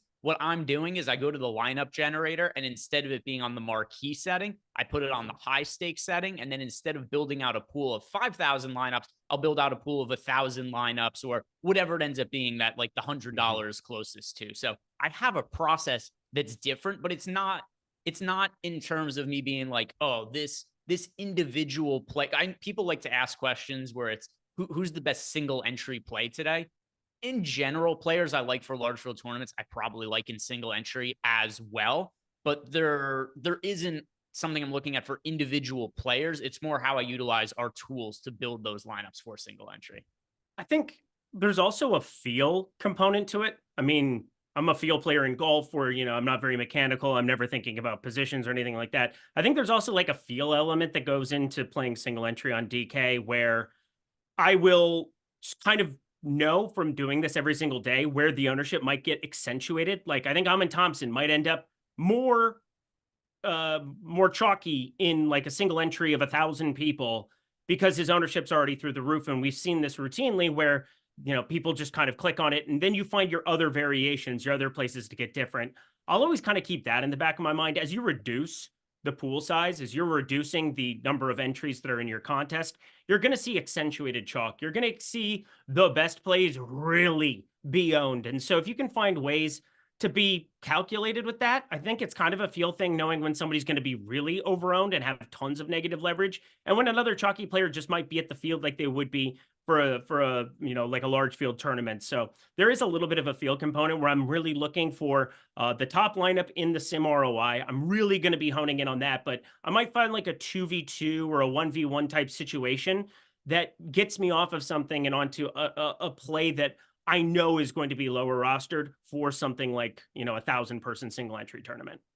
And that's also what's really useful about and by the way, I'm not trying to make this like a sales pitch, but no, to me, I mean, that's just what I do for single entry is I change the settings on the tools we have. And that takes a lot of the stuff that Eric just said into account, where Eamon Thompson, who we have projected for, 40-ish% ownership in large field tournaments, if you change the settings in the contest generator and put it on the high stakes setting and you run it through, then you're going to see, well, we're projecting in the high stakes single entry for Eamon Thompson to be like 75 or 80% owned. So that is something that we have built into our data and tools. But anyway, as far as the rest of the question, where Chuck Woody wants to know what are some things that we are liking for single entry, who are the players that you like getting to in single entry? And like I said, a lot of the players that we're going to like for this are players that we like for large field tournaments, but is there maybe a lesser owned player that you would like getting to differentiate a single entry lineup? Yeah. So I think one place you can also find some variability on single entry is like, if there is a certain position that everybody's going to the low end, and I'm just kind of honing in on Walker Kessler. I think he's a play that I'm going to have quite a bit of in large field tournaments, but I look at somebody like Daniel Gafford, who's around the same price point, who's going to be a lot lower owned, and I think has very similar outcomes here for $200 more. I think just going from like a Walker Kessler, who might be a little bit over-owned as we get closer down to the wire for it in single entry, and just flipping that into Daniel Gafford for 200 more, I think that might be something that I'm interested in doing. I might be interested in like flipping a specific build. So I will say, Eamon Thompson, I'm going to play in single entry still today. I mean, I was just using it kind of as a walk-along example there. Malik Monk, I like for single entry right now. I like Luka Doncic for single entry. And I'm probably looking at getting different in center, power forward. Dylan Brooks is pulling quite a bit of ownership. I really like Keegan Murray. I think that we're going to see an opportunity for him. Malik Monk, a lot of these minutes are going to be shored up with no Kevin Huerter there for the foreseeable future. Keon Ellis has been playing more minutes, but we're talking about a really, really low usage basketball player to be out there. So when you have somebody like Keegan Murray, who's going to be a really, really high usage guy, potentially compared to his current rates, I just kind of like getting there before the field does. Yeah. So for myself, let's see, who's a lower owned guy that I like for single entry? If we don't get the news on him before lock, so my current set of lineups, I have Giannis in 29% of them. Good amount of value on the slate. And this is also a point of year. There's just unlimited value typically that ends up opening up as we get later into the night on a lot of these slates with teams tanking and whatnot. People are hesitant to play Giannis. He's only projected for ownership right around 10% right now. That could be even lower in single entry. Don't know what his status is going to be exactly as of now, but I like having him in lineups heading into lock. Good call. That's a really, really good one for, again, that is one massive piece of differentiation currently. And if you don't have, if he doesn't play, I mean, I would definitely be looking at Dame. Dame is 5% right now. He's 9,500. It's not nearly, I know that it was a tough defensive matchup even without Drew Holiday out there, but Damian Lillard, this is going to still be an opportunity for him to have crazy usage. Do you know the usage for him in Middleton without Giannis on the floor this season? Like 36% or something. Yeah, it's 35% and 33% respectively for the two of them. So like Damian Lillard without Giannis is just an awesome single entry play. If you want to be building him in there, 9,500, it would be a pretty easy swap for me to just turn it into Kyrie Irving for 100 less. I know you're giving up some projection there. I would be more inclined to, probably go to Jalen Brunson and then move some other things around, to save the 400 and move other pieces. But Damian Lillard would be somebody else that you could consider for equal reasons where it's like, oh, like nobody is going to be rostering him and there's a chance that you get him without Giannis. And it just depends when we get that news. There's also another kind of funny aspect of Dame where last night I was getting a lot of messages from people like, oh, Dame sucks, ruined the slate. Dame ended up being pretty good. A lot of his points got scored in the fourth quarter, though. And I think he finished with like 50 fantasy points against the Boston Celtics at $9,100. Like totally acceptable result that we ended up getting from him. But because he started slow, people are just like, oh, Dame sucked last night. And because a lot of times, and we'll do it too, but kind of as a bit, sometimes we'll overreact to the first couple minutes of the game. Yeah. But there is kind of a narrative out there that Dame was no good last night, which was not the case at all. Yeah, I have to always be careful because I was shoving it in everybody's face. I was like, fuck you. 21% of people were smart enough to play Naz Reid. The other 79% of people repent. And then what happens? He gets hit in the back of the head by that fucking idiot John Collins, and he leaves the basketball game, and I'm sad, and I'm in shambles, and then I lose money. So that I gotta be careful. That John Collins, he's been a lightning bolt for just bizarre things as of late. Let's see what we have next. Official Chris Presto channel says, hey, Greg and Eric, I have Jared Butler in 80% of my FanDuel lineups. Do we think that Butler will play 20 minutes? And then thank you guys. So as far as Butler goes as an option, I have 150 FanDuel lineups built out. Zero. And of those 150, Butler is in 0% of them. Same. Oh, no, sorry, not 0% of them, but not close to 80%. Yeah, so FanDuel, he's more appealing than DK because you get the identical number. Whenever you get the identical number on one side and the other side, just assume that on FanDuel, he's going to be a better play. I can't tell you that he's going to for sure play 20 minutes. I think we have him projected for 20 minutes, like on the dot, or at least we did earlier today. Let me pull it up. Yeah, I'm looking right now. We have Butler projected for... 20 and a half minutes. I think right around 20 minutes is a fair expectation for him, but he's not somebody I'm dying to roster over on FanDuel. I guess he landed in 5% of my top lineups. Yeah. Easy with the playback language. I apologize, Mom and Dad. I'll fucking clean it up. Nikki Tarantino says, thanks, fellas. Last guy for DK utility. He's exactly 4K left. All right, best player 4K. For exactly 4K. So not Keon Ellis. That's what we're gonna write that off. THT, not Dynamite. He sucks, but that's probably the answer.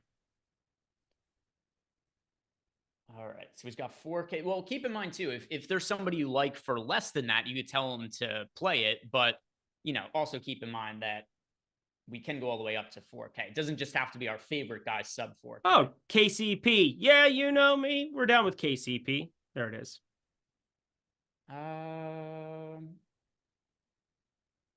That is going to be Dante Exum for me, unfortunately. Yeah, unfortunately. This is just... What do you think Utah does with their starting lineup tonight? Utah?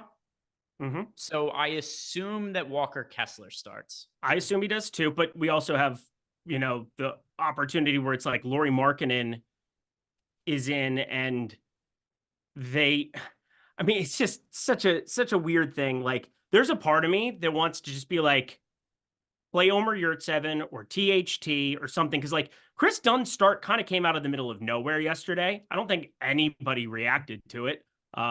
I don't think he deserves to necessarily have anybody react to it in like bulk by any means, but it was a little weird to me to not have Colin Sexton start. I'll at least throw that out there. Maybe they were just trying to limit his minutes on the back-to-back or what have you. They've said that Sexton's not going to start for the foreseeable future. Oh, there you go. Good to know. Something that could have been brought to my attention yesterday, but there's a chance. I just want to at least throw it out there that Lauri Markkanen, not that he's going to play. Well, maybe he does play the 5. Taylor Hendricks could maybe slide over. Here's what they said. So by the way, for the foreseeable future just means whenever Jordan Clarkson gets back, because what they said is that as long as Jordan Clarkson is out, Sexton is going to come off the bench so that they have a score that they could bring in off the bench, and then they could distribute their usage out a little bit more evenly. So I do expect that Sexton is going to come off the bench, and he's going to come off the bench, at least if the coach is to be trusted, and that was Will Hardy, the coach, he is going to come off the bench until Clarkson's ready to return. Yeah, Sexton went ballistic too, which was the extra tilting part. Because it's like, oh, I'll react to the news. I didn't have like any Sexton, but there was a part of me who was like, he's going to be 0.5% owned, and there were some guys going nuclear early. They dwindled down a little bit, being like Cade Cunningham, Tyrese Halliburton. I was like, oh, maybe I got to move on to something low owned. And I was looking at Colin Sexton, then he didn't start. So obviously I'm like, hey, I'll try some Chris Dunn out just to get weird. And let me just tell you, didn't go very well. 13 points. Thanks a whole hell of a lot for that. But I will say that I think unexpected things are on the table for Utah's starting lineup from now until eternity. They're on watch notice right now. So I am expecting the starting lineup to be George, Dunn, Markkanen, Hendricks, Kessler. So am I. But again, I just wanted to reemphasize that there's a chance that something random happens. So just at least be on the So if something changes, I don't think they have to start Chris Dunn. I would be very surprised if Sexton starts, just based on them saying that they're not going to start Sexton. Alex Caruso, Kobe White in. Under Jalen Green, 24.5 points. Rain down upon thee. Sasha Vezenkov is out. That doesn't really make any difference to me, does it to you? No. Dunn has started last couple. I'm just saying that for me, it's just weird that we're not having Colin Sexton starting. I'm just saying that I thought the Chris Dunn thing was a little bit strange. He started 3 games in a row, but I thought, maybe it was a matchup thing playing Minnesota on a back-to-back where, hey, let's slide him over. And, obviously they want to do some different stuff, but then that was the 3rd game in a row where they did it. And yeah, Colin Sexton just not going to be starting 3 games in a row here. So I hadn't clocked that before. So go me. Let's see what else we have as far as questions here. And don't forget, guys, if you are a subscriber to Stochastic here, you could ask us questions whenever you want in the Discord channel. We'll start to pull some of those up as well. If you're looking to sign up for a package, sign up using the links that we have below. And we got the new Hall of Fame segment this week. I was messaging with Waffy about it earlier. We had 30 new people won tournaments this week, and they had added us over at the Stochastic Hall of Fame because they want to be into the Hall of Fame segment. So that's a bunch of people that won GPPs over the course of the last week, either using the Sims tool or using the NBA lineup generator. So I know there's only a few weeks left in the season, but people are still cranking out lots of good profits. If you guys want to sign up for those tools, links below in the description box. Phrasing. It's a thing. Phrasing. People are cranking them out. Yeah, they're cranking out wins. Dubs. Where do your wins come from? You don't crank them out? No. All right. We're doing it differently. Then. The next super chat we have is from William Carey. And after we answer this, we'll go and we'll do the nuke of the night. But first, William Carey says, Eric's exotic plays helped me win $1,500 already this month. Keep up the good work. Nothing but Eric's exotic plays. How do you feel about that, Eric? Congratulations. And also, I don't like this. I don't like it at all. William, love to see it. And by the way, thank you very much for the super chats. That is great information. And yeah, Chet, who was moonlighting double time yesterday. He was working as the exotic play and the nuke of the night. So good stuff from Chet last night. Let's do tonight's nuke of the night, though. What does Eric have in store for us today to help William win some more money? Jordan, play the animation, and then we're going to figure it out.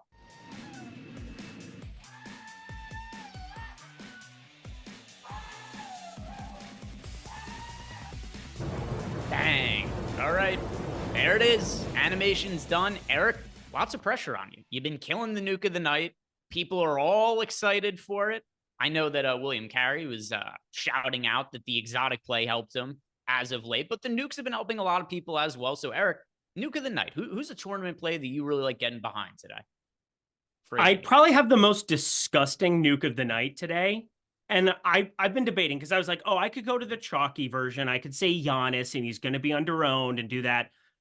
But I want to throw something out from that same game that I just kind of get a weird feeling about. Because if Giannis plays, there's a massive blowout potential for this basketball game. It's already at 9. It could be moving a lot into the double digits here very, very quickly. And there's one guy who's kind of been cutting into the minutes from time to time and has a massive, massive upside if you get to blowout scripts.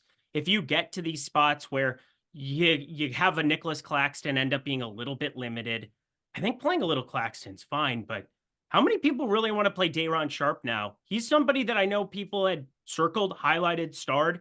We've talked about Walker Kessler. I don't think you just walk into like 30 plus minutes, but you can play 2 centers over on DraftKings. We have, Jokic that you can pay up for. He's 3.5%. I don't completely hate him, but I think center is an awesome tournament slate or just it's another great tournament slate because of center, should I say. And I want to get really, really weird with a couple of these cheapies. And I think one of them makes a ton of sense. It's just a $4,200 flip the entire script. Day'Ron Sharpe. He is sub. I mean, there's like nothing else sub 5K that you really want to be clicking on. I know Derek Lively at 4,100 is going to get some attention at like 19, 20 minutes.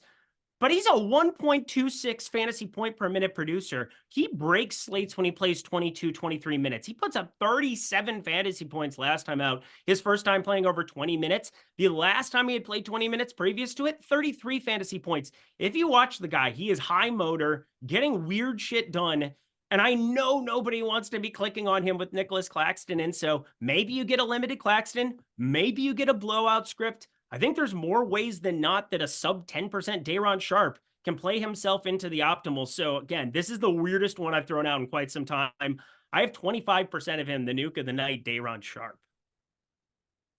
Ooh, which way do I want to go? There's a handful. There's a bunch of players who have ownership in like the teens that I'm like double the field on. I'm going to go with Josh Hart. So with the Knicks. Oh, sorry, what's that? So down with it. It's with the Knicks right now. It's a team that's been shorthanded for a while. Eric and I, before the show started, if you guys were listening to playback, we were trying to debate a little bit who we thought the Knicks starting lineup is going to be. I'm not totally positive who they could go back to McBride. They could end up going to Precious Achiuwa. One guy we know is going to be in the starting lineup and play a whole bunch of minutes, though, is Josh Hart. And I know it's a road game in Denver where there's altitude, fatigue could play a part. I don't think Tom Thibodeau gives a shit about any of that. Last game, he played Josh Hart all 48 minutes.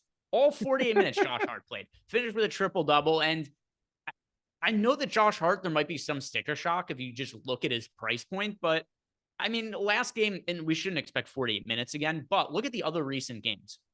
So 48 minutes last time out, 39 minutes the game before. Games for that 42, 39, 43, 42, 43, 45 minutes. He's in all likelihood playing 40+ minutes as long as the game's competitive. It's a blowout, then maybe he only plays 39 minutes if the game's a blowout. His minute ceiling is unmatched by anybody else on the slate, and that's where it is really hard to look at some things like points per minute, because by points per minute, yeah, there are better players priced around Josh Hart, but there's nobody's going to play as many minutes as him. So modest projected ownership right around 18%, and I'm about double the field on Josh Hart. So give me him as somebody to get to as the nuke of the night, Eric. I love it. I gotta say, the other guy that I was thinking of before nuke of the night, we were talking a little bit pre-show, but I do think that there's a chance that the Knicks end up sliding back in Precious Achiuwa into the starting lineup because of the three: Michael Porter Jr., Aaron Gordon, Jokic. This is a really big front court. Michael Porter Jr. 6'10", Aaron Gordon 6'9", Nikola Jokic, true 7-footer, obviously. I mean, these are it's kind of weird to see Brunson, McBride, DiVincenzo as your projected starting lineup.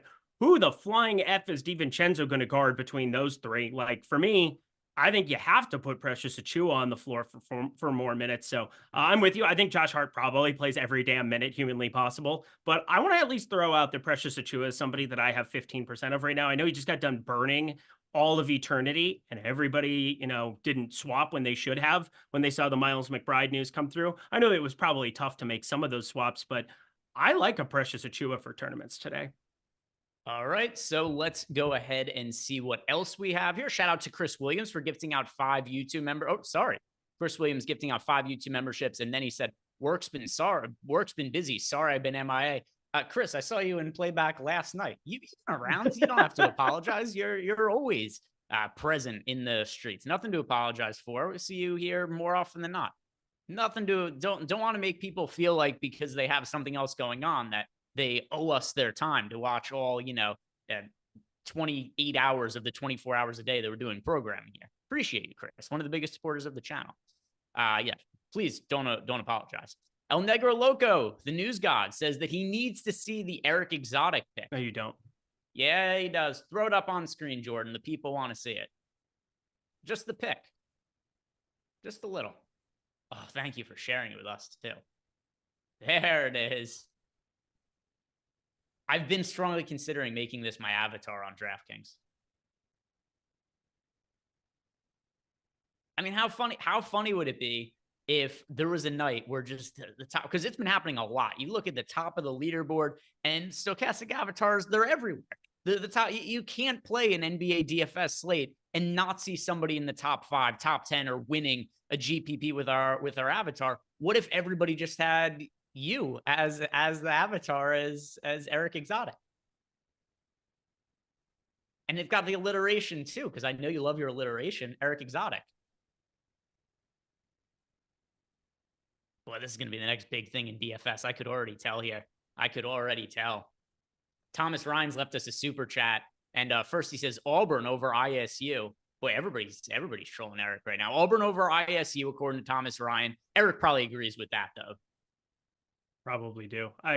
We played about as good of a basketball game as we could humanly possibly play against Houston. I don't have a ton of faith. Same way I don't have faith in Jordan Klein to do anything other than hurt and break my heart on a daily basis.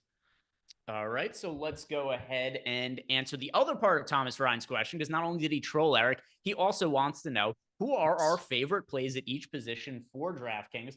I've got a fresh sim that's finished right here, so let's do it. Starting with point guard, Eric, who do you like the most at the point guard position on DK? I mean, now I'm just back to being sad. Amen Thompson. Yeah, it's hard for it to not be Amen Thompson, especially when he's got the point guard and small forward eligibility.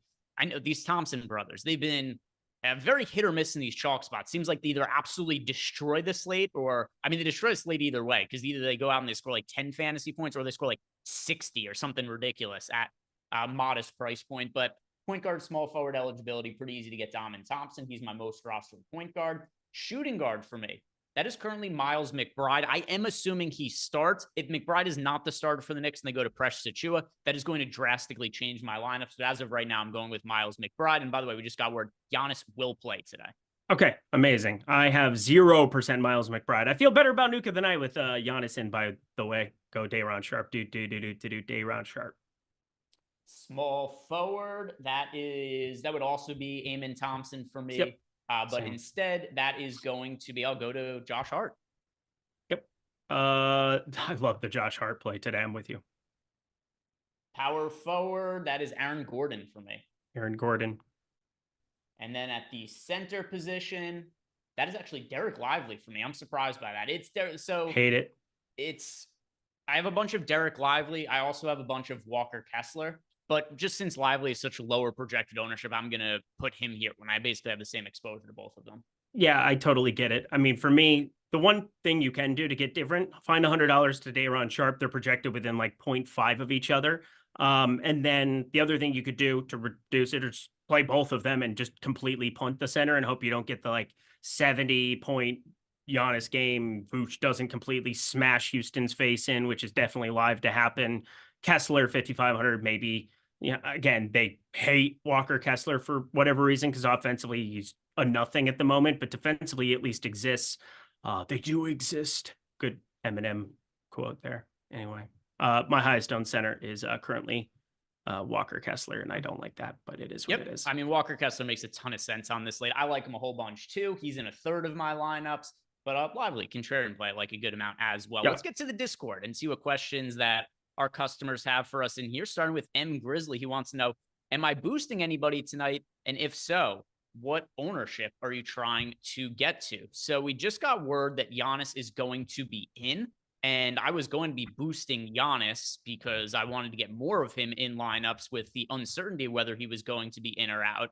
But now you look at the injury report, there's nothing really we're waiting on. Is there, Eric? Is there anything that's like, I mean, other than the Knicks starting lineup, there's nothing on the injury report that's outstanding at the moment. We're waiting for starting lineups. I am of the mind, again, I'm just thinking about this from a basketball standpoint. The Knicks starting Miles McBride would actually shock me, which I know is a very contrarian thing to say. I don't have to make any kind of real changes for that, though. Right? Because, I mean, in terms of my current setup of lineups, I have a good amount of Miles McBride. Maybe I'll do a little bit of a boost to Achiuwa just in case it's him that starts instead of McBride. But I don't think it's going to be all that hard to alter my lineups because I have exposure to a bunch of guys from the Knicks Nuggets game. So here's what I'll tell you to change, M. Grizzly. If you aren't getting yourself to guys like McBride, to Josh Hart, I think you should, because while we don't know for sure what the Knicks starting lineup is going to be, we do know it's going to have value to it, right? Whether it's McBride or Achua, I want to play either of those guys, assuming they start. I can't imagine the Knicks going a totally different direction. Now, that's the one thing that could really screw me with the Knicks. But if you, and he actually did follow, or somebody else followed him, said they have 55% McBride. If you're going to play a good amount of McBride, just make sure you have other players in the lineup, like Josh Hart. Maybe you want to give an ROI boost to Josh Hart, just so you're able to change multiple players in the event that McBride doesn't start. Yeah, for me, again, I'm not trying to say like I know ball, you don't know ball, or anything like that. The industry consensus is Miles McBride is starting, and so I get it. But like previous to that, 12 minutes, 22 minutes, 23, 16, 19, none of those starting. It feels like he's getting these random spot starts where he just gets inserted into starting lineups and plays 40 plus minutes in certain spots. I don't think you can do that against this front court. That's just my guess. That's my impression. Golden State was its own beast. And you go back through some of these other starts that he had, Atlanta, and that's without Okongwu. So, you're talking about Atlanta 2 weeks ago where, I think you can totally start Miles McBride there. And the Pelicans, that was a spot where they forced them to go small. He started, played 40 minutes, did come out at that first rotation, and then they ended up putting Larry Nance doing that second half start thing, and he played the rest of the way. So it was, more of an undersized lineup. But like, I'm not saying that it can't happen, and the Miles McBride isn't going to be the starter. But I don't know. I just don't see how you have 6'10", 6'9", 7 feet tall, and you put out Miles McBride onto the floor in a game on the road in Denver. I think this is definitely like I don't know. It's just a choice that I'm making 5,300. I'm just getting to some of him and moving on with my life. Precious Achua, that is.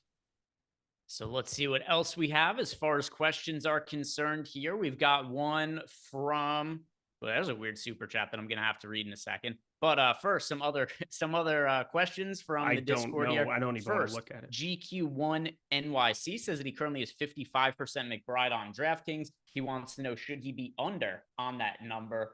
If you are assuming McBride starts, which a little bit of a difference of opinion from Eric and I, which is fine. But I don't have an issue with 55% of McBride. And also you could swap him if he doesn't end up starting. The only thing I'm going to say about the 55% McBride, which is what I said before, if you are heavy on McBride, make sure you have other players from Denver, other players from New York, just so you have more flexibility to change those lineups. So guys like Josh Hart, Aaron Gordon, have them in lineups, already players that I like for the slate as is. Make sure you're getting to them and you get more flexibility in the event that McBride doesn't start. Love flexibility. So are you playing a bunch of Achua then in place of Not of a McBride? bunch. I said 15%. I'm assuming he's 0. For me, it's just simply like, I think this could end up being more of a split. This definitely affects what I'm doing with Miles McBride more than what it affects what I'm doing with Precious Achua. If I'm wrong and Miles McBride ends up starting, I will get to some Miles McBride. That won't be a problem. He's 4,700. I have some Aaron Gordon exposure in the forward flex. Like, I'll be able to move some stuff around here. It also depends when we get that starting lineup, because Utah-Dallas is a game where we have a lot of center exposure between Lively and Gafford and Kessler. Those are tons of spots up in your lineup that are going to have utilities that are versatile. So if we get that news before 8:30 p.m. Eastern time, 5:30 p.m. Pacific, I think it's going to be easier to make the swaps necessary to kind of make things move. But if we get it afterwards, there might be some people with some really uncomfortable decisions to make with Miles McBride news. So I'm not sure which one I'm kind of cheering for, because currently I have 0% Miles McBride. But I will be trying to get to some in the event that news comes up at any point in time. But I'm just kind of making a calculated decision based on what I've seen from Tibbs over the past. And again, I totally agree that the industry consensus and what we need to do is have Miles McBride projected the way that he is. I think from a basketball perspective, it just makes way more sense for them to go to Precious. It's something they've obviously been comfortable doing quite a bit. I just don't think we get like 35 minutes of Precious Achua or anything to make him all that interesting when you're sitting at 5,300. But I definitely will be over the field on him, just not to some like drastic extent. I'm assuming 5-10% of people get to him starting. So for me, it's more of just trying to eliminate Miles McBride from the get-go. Shout out to Nick Thompson, who left us a super chat. He said it is come time, Greg and Eric at Stochastic. Jesus. Listen, there's a lot of different ways to enjoy our shows. I am happy you found a way that you like to enjoy it for yourself there, Nick Thompson. Appreciate the super chat. Wow. That is something, my friends. That is something. Yep. He spelled come exactly how you think he did. Next question coming to us from the, oh, no, one more super chat from Daniel Buffington. Daniel wants to know, who are the cash game locks tonight for DraftKings? So let's talk about DK cash game locks, Eric. And not a slate with a massive amount of chalk on it, but Eamon Thompson is one guy to start with that you should absolutely be playing in cash games. Same with Keon Ellis. My favorite pay-up option for cash games, that is Luka. Same. Yep. The exact same one there. There's one, like, there's some weird stuff where, like, I think in cash, like, you just kind of want to be jamming in some minutes. You probably don't want to be playing like Derek Lively. You probably don't want to be doing certain things like that. Like, I'm more inclined to take some of the guaranteed minutes in a couple of these spots where you might be torn about a couple of things, but like Walker Kessler for sure, just plug and play. If he ends up being the starting center there, 5,500, like, I think that's another guy that you just build out and then you adjust to the news if it comes out random. Yeah, I'll say Walker Kessler as well as a lock for cash games. Yep. But Jordan was sneezing. I thought he was still upset about the super chat there based on the face he was making for a second. But I'm going to say Walker Kessler cash game lock as well. I'll go those four for me.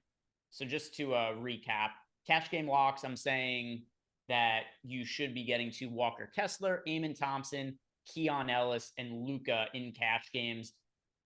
If he does start, I know that, once again, Eric and I have some difference of opinions whether Miles McBride is going to start or not. If he does start, I think you do want him in cash games. Would you agree with that if he starts? 100%. I didn't say Miles McBride. Is that what you're saying? Yeah. If he starts, you would want him in cash. Yes. If you feel differently than me, yes, play him in cash. And let's see if we had any other super chats here. Nope, we're caught up on those. So back to Discord here. And we've got Clintwood83 wants to know, are we ROI boosting anybody for FanDuel purposes? So once again, to reiterate from before, there isn't any outstanding injury news we're waiting for. We're just waiting on lineups. So I don't think you have to get too crazy with any kind of boosts, other than if you are playing yourself a good amount of Miles McBride tonight, and he shows up in a ton of my FanDuel lineup. So McBride is $5,200 over on FanDuel. So if you are going to be playing a good amount of McBride, which I think a lot of people using our data tools and sims are going to, just make sure that you are boosting some of the other players in this game if you aren't already getting to them, just to give yourself more flexibility. So the ones that stand out the most to me on FanDuel, DraftKings, like I said, it's Aaron Gordon as well as Josh Hart. On FanDuel, it is also Aaron Gordon, but then Dante DiVincenzo. Those are the two players that I want to boost, give yourself a little bit more flexibility on FanDuel if you're planning on playing a lot of Miles McBride, just in the event you're giving yourself a little bit of security in case he doesn't start. Yep. Again, I just am on an island with that one, I guess. So it'll be fun. Einsteinium wants to know, is Kuzma somebody that we're getting to from the first window of games? Yes. Let me pull up my lineups here, and we've got 2 games starting at 7. I'll let you guys know the players I have a significant amount of exposure to from those first couple of games. All right. I think Kuzma's an awesome tournament play. 25% of them.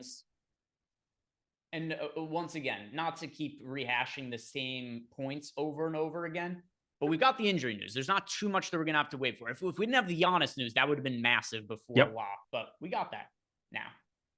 Players that I am getting to from the first couple games on the slate. I have 4 players in north of 20% of lineups. Keon Ellis, Denny Avdia, Domantas Sabonis, Keegan Murray. I only have Kyle Kuzma in 7% of lineups, but Keegan Murray, Sabonis, Avdia, Ellis, those are the guys who I'd say like you really want to have exposure to in the first couple of games. Anybody you would add to that list of players for yourself?